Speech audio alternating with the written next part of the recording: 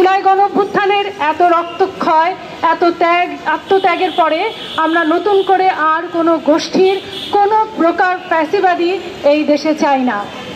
যে কোনো চিন্তা মতাদর্শ নিয়ে সমাজে যে কারো সমালোচনা থাকতে পারে, কিন্তু শুধুমাত্র ভিন্ন চিন্তা মত পথের হওয়ার জন্য কোনো ব্যক্তি কিংবা প্রতিষ্ঠানের উপর হামলা করা যায় না। মাজারগুলোতে ইসলামের যে বয়ানের চর্চা হয়, সেই বয়ান কোনো গোষ্ঠী, সংগঠন বা রাজনৈতিক দলের পছন্দ না হতেই পারে, কিন্তু অথবা মাজার নিয়ে কারো অন্য কোনো সমালোচনা থাকতে পারে, কিন্তু কারো বয়ান পছন্দ না হলেই কিংবা কারো চিন্তাধারা নিজেদের সাথে না মিললেই কিংবা কাউকে নিয়ে কোনো সমালোচনা থাকলেই যদি কোনো গোষ্ঠী মনে করে যে তার উপর হামলা চালানো জায়েজ, তাহলে বুঝতে হবে তারা পরিষ্কারভাবেই ফ্যাসিবাদকে অন্য রূপে, অন্য রঙে ফিরিয়ে আনতে চাইছেন। তারা ধর্ম কিংবা নানান বাহানায় আসলে নিজেদের জুলুম, লুটপাটে রাজত্ব এদেশে প্রতিষ্ঠা করতে চায়। আর এ কারণেই আমরা দ্ব্যর্থহীনভাবে বলতে চাই, সারা দেশের মাজারে, দরবারে যেসব গোষ্ঠী যে কারণেই হামলা চালাক না কেন, তার বিরুদ্ধে গণপ্রতিরোধ গড়ে তোলা এখন খুবই জরুরি। আমরা গভীর উদ্বেগ ও ক্ষোভের সাথে লক্ষ্য করেছি, গণঅভ্যুত্থানের মধ্য দিয়ে আসা এই অন্তর্বর্তীকালীন সরকার এখন পর্যন্ত মাজার ও দরবারগুলোর সুরক্ষায় কোনো দৃশ্যমান কার্যকর পদক্ষেপ নিতে পারেনি। এটা কোনোভাবেই আমাদের কাছে কাম্য নয়। যদিও অবশেষে সরকারের পক্ষ থেকে মাজারে হামলাকারীদের বিরুদ্ধে কঠোর ব্যবস্থা নেওয়ার কথা ঘোষণা দেওয়া হয়েছে, কিন্তু আমরা সরকারকে প্রশ্ন করতে চাই, কেন এই ঘোষণা আসতে এত দেরি হলো? কেন এতগুলো মাজার ভাঙার জন্য অপেক্ষা করতে হলো?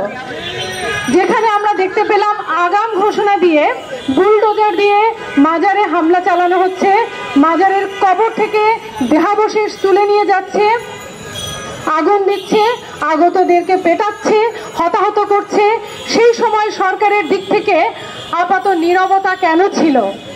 এই নীরবতায় আমরা উদ্বিগ্ন।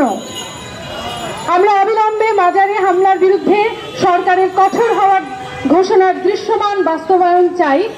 তবে আমরা মনে করি এক্ষেত্রে তাদের রাজনৈতিক সদিচ্ছা ও আন্তরিকতা না থাকলে সরকারের পক্ষে এই ঘোষণার কার্যকর বাস্তবায়ন সম্ভব নয়।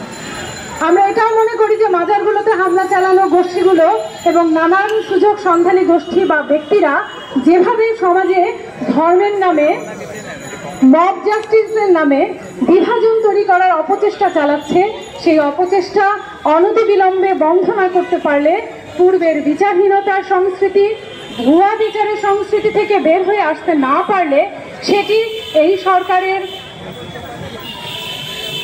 স্ট্যাবিলিটিকেই হুমকির মুখে ফেলবে।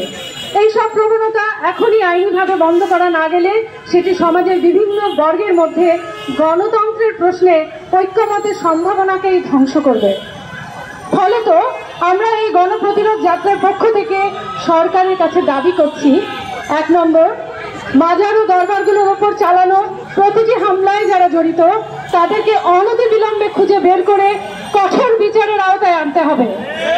যেহেতু সরকার ইতিমধ্যেই তাদের বিচারের আওতায় আনার ঘোষণা দিয়েছে, ফলে আমরা সেই ঘোষণা অবিলম্বে বাস্তবায়ন করা শুরু হয়েছে কিনা সেটা দেখতে চাই। 2, মাজারকে মাজারের মতো থাকতে দিয়ে সকল মাজার ও দরবারের নিরাপত্তা নিশ্চিত করতে হবে সরকারকে। ভেঙে ফেলা প্রত্যেকটি মাজার সরকারের পক্ষ থেকে পুনর্নির্মাণ করে দিতে হবে। 3 নম্বর দাবি, মাজারের উপর হামলার কারণে যারা আহত হয়েছেন তাদের চিকিৎসার ব্যয়ভার সরকারকে নিতে হবে। এক্ষেত্রে নিহত ব্যক্তির পরিবারকে সম্মানজনক ক্ষতিপূরণ ও ন্যায় বিচারের ব্যবস্থা করতে হবে। 4 নম্বর, সকল প্রকার মব জাস্টিস, পুলিশিং, নারী বিদ্বেষী প্রচারণা বন্ধে সরকারকে কঠোর হতে হবে এবং যারা এগুলো করছে তাদের বিরুদ্ধে দ্রুততম সময়ে আইনি ব্যবস্থা নিতে হবে। এবং 5 নম্বর, সরকারের পক্ষ থেকে এই ঘোষণা দিতে হবে এবং এটি নিশ্চিত করতে হবে যে শুধুমাত্র ভিন্ন মতের হওয়ার কারণে কিংবা যে কোনো মাধ্যমে যে কোনো প্রকার ভালো বা মন্দ কথা বা উক্তির জন্য কেউ কারো ওপর হামলা করতে পারবে না। হামলা করলে সরকার তার বিরুদ্ধে কঠোরতম ব্যবস্থা নেবে। আমরা গত সরকারের আমলে দেখেছি যে যার মতো খুশি মতের মিল না হলে মামলা দিয়ে দিচ্ছে এবং দিনের পর দিন তারা কারাভোগ করছেন, সেটা আর হতে দেওয়া যাবে না।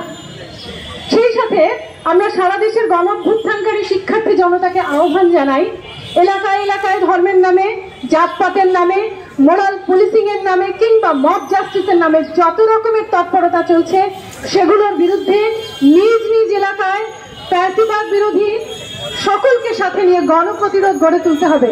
আপনাদের সকলের প্রতি আহ্বান জানাই এবং গণঅভ্যুত্থানের সকলকে প্রশ্ন করা শিখিয়ে গেছে। আমাদের গণঅভ্যুত্থান 2024 সকলকে প্রশ্ন করা শিখিয়ে গেছে। গণঅভ্যুত্থানকে বজায় রাখতে প্রত্যেকটি প্রশ্নের মুখে রাখতে হবে এবং জবাবদিহিতার মুখে রাখতে হবে। ধন্যবাদ।